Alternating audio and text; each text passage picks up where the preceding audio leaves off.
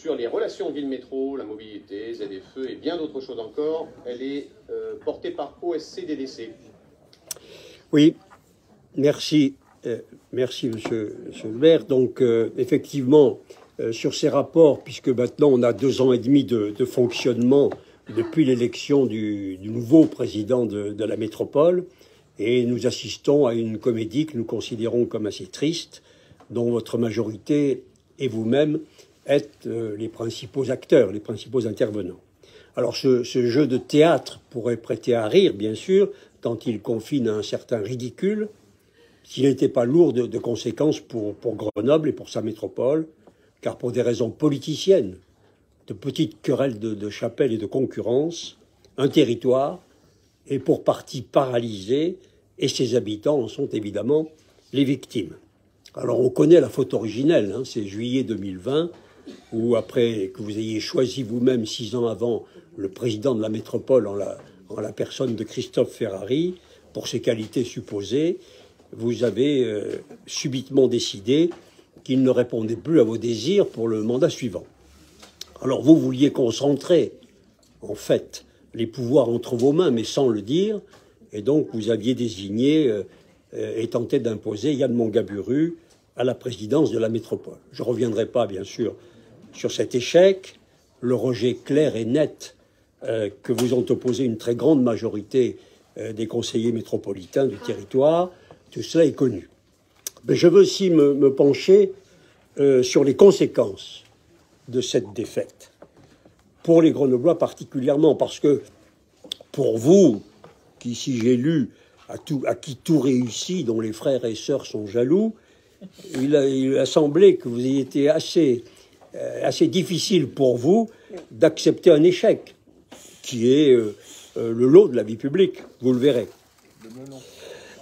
Vous vous êtes donc lancé dans un exercice d'équilibriste, un pied dedans, car votre groupe compte quand même 8 vice-présidents de la métropole, dont 6 grenoblois, et un pied dehors, car vous n'avez de cesse de tirer sur vos autres collègues de la majorité métropolitaine et de leur mettre des bâtons dans les roues par tous les moyens possibles. Ça rappelle beaucoup la 4e République, vous qui êtes très moderniste.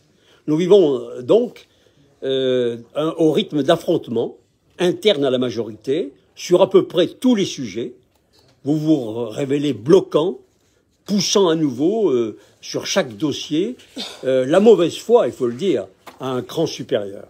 Vous avez commencé par mener la fronde contre votre propre majorité sur les sujets des autoroutes à vélo, en déplorant la disparition de celles que vous aviez installées sur les quais, ou en menant le combat de chiffonnier contre la métropole quand il s'est agi du dossier du Courberia, qui s'opposait, commerçants et habitants, à votre projet. Et puis, il y a eu la perte de la présidente du SMAG au profit du vice-président de la métro, Sylvain Laval, qui vous a particulièrement affecté, visiblement, puisque vous en avez fait votre bête noire.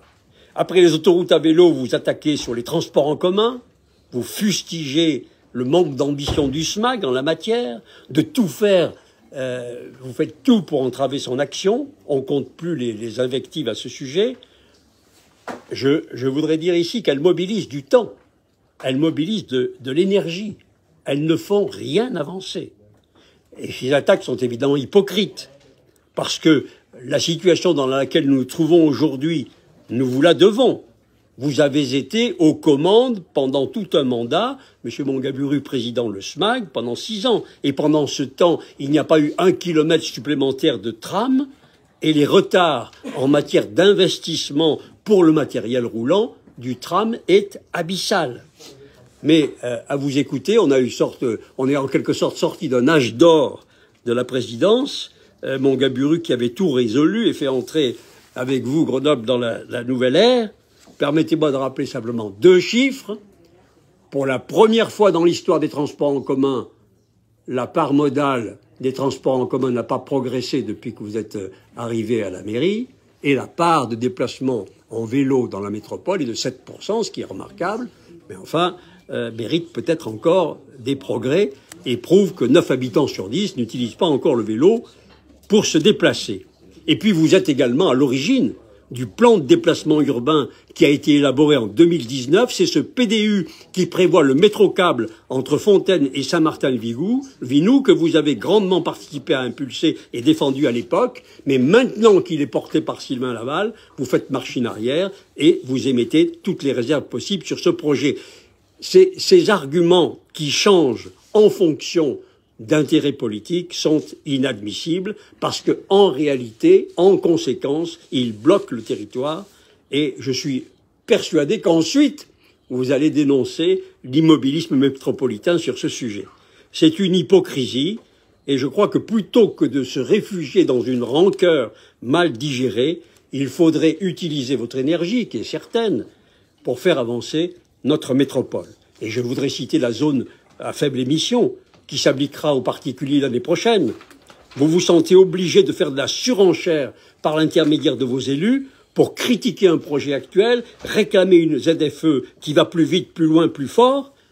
En parallèle, vous qui vantez la participation citoyenne dans les discours, j'insiste bien, vous balayez à demi-mot la concertation métropolitaine à ce sujet, vous méprisez les habitants qui ne veulent pas vous suivre sur ce sujet parce qu'ils ne peuvent pas, vous faites de l'affichage politique uniquement pour montrer que vous voulez faire plus que le gouvernement et plus que Christophe Ferrari, et ce, même si vous savez les conséquences de la catastrophe sociale que cela représenterait si vos mesures étaient suivies, puisqu'il n'y a pas d'aide suffisante, vous le savez, pour le remplacement des véhicules et l'absence d'alternatives suffisamment viables, qui représenterait aussi une catastrophe écologique avec l'achat massif de véhicules neufs ici et la revente des véhicules d'occasion interdits qui seraient utilisés en abondance ailleurs.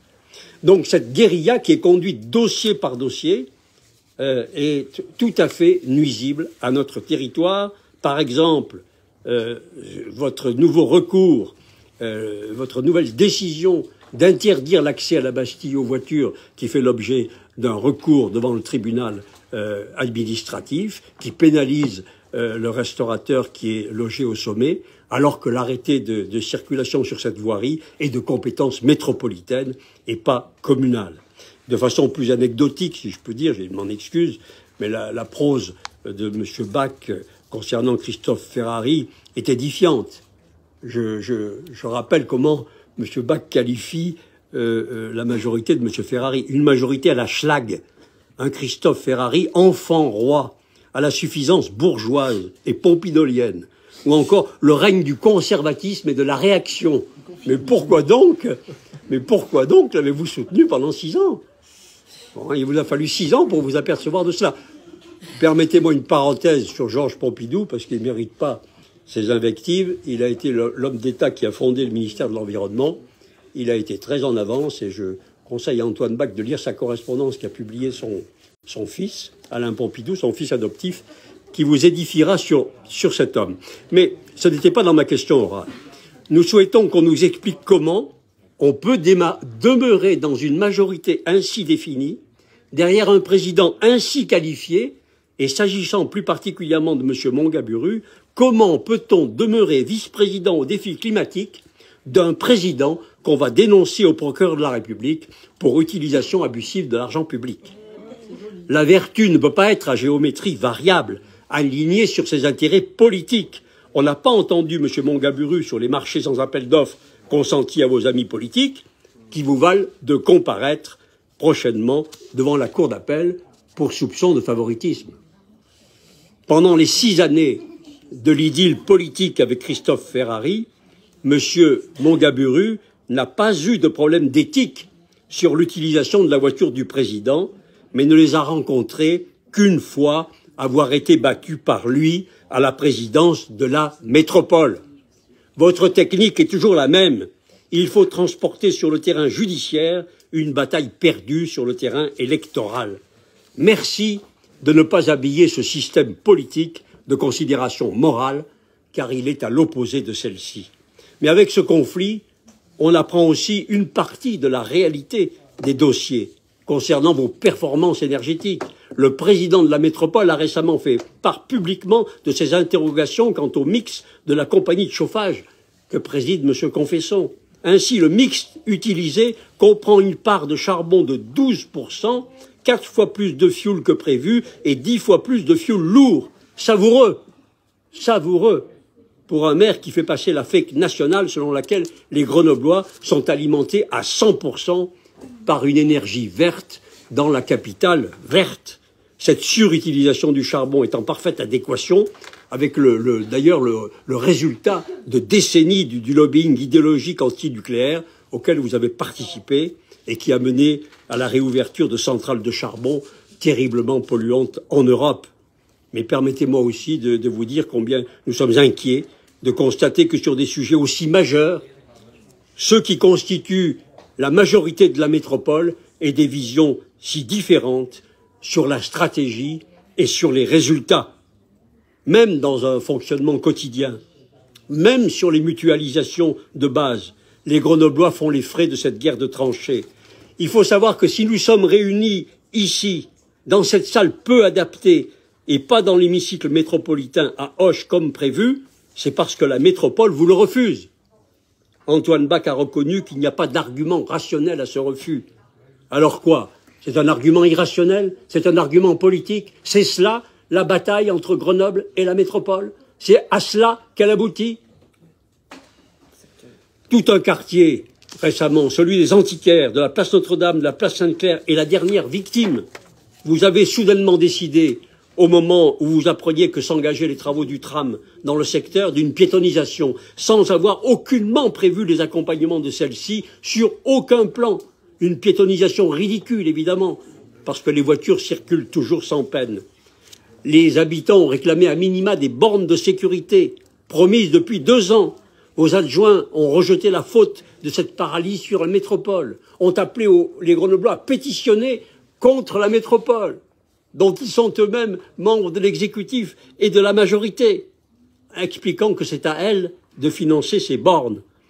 Une nouvelle tentative d'orchestrer une fronde contre le président en oubliant vos propres responsabilités, en oubliant que dans le cadre de cette guerre, vous avez vous-même repris le 1er janvier dernier le pouvoir de police à la métropole, ce qui implique un certain nombre de responsabilités financières.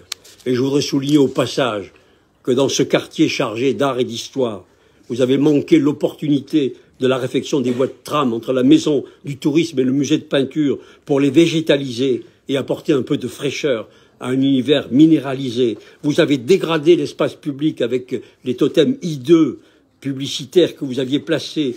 Vous n'avez même pas mis en fonctionnement la fontaine des 3 ordres, qui est devenue une poubelle à ciel ouvert, et vous avez annoncé une piétonisation sans projet ambitieux, sans projet concerté, à la hauteur de ce quartier historique de Grenoble, à laquelle tant de municipalités ont apporté beaucoup pour le valoriser.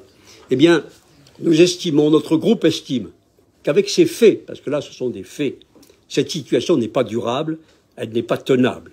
Elle n'est plus tenable pour les élus métropolitains eux-mêmes, qui subissent vos règlements de compte à chaque conseil. Mais elle n'est surtout pas tenable pour les Grenoblois et les métropolitains, car cette paralysie du territoire et de ses projets, ce sont évidemment eux qui les subissent. Alors, on approche maintenant à grands pas de la mi-mandat, un peu plus de 3 ans de la fin de vos responsabilités. Il serait tout de même temps de clarifier la situation et de redonner de l'espoir à notre métropole. Monsieur le maire, la question est la suivante. Vous gaspillez du temps, c'est incontestable, et de l'énergie, c'est un fait, à mettre des bâtons dans les roues de la majorité à laquelle vous appartenez et au président de la métropole. Donc, est-ce que vous pensez mettre fin à ce jeu politicien qui a pour conséquence, on le voit dans le quartier des Antiquaires, c'est clair, on le voit ailleurs, a pour conséquence de faire du surplace à des quartiers, à la ville et à un territoire. Ou bien, une bonne fois pour toutes, il faut le savoir, le faire. Allez-vous assumer votre défaite de 2020 ?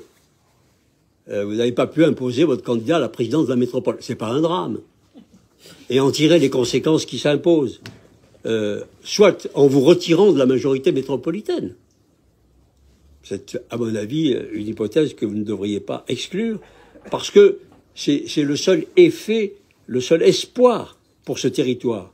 Quel est-il, cet espoir? C'est qu'il retrouve un cap, qu'il retrouve un leadership en constituant des majorités de projets qui sortent notre métropole de l'immobilisme et de la politicaillerie dans lesquelles vous l'enfermez. Merci de votre attention et, je l'espère, de votre écoute. Super bien.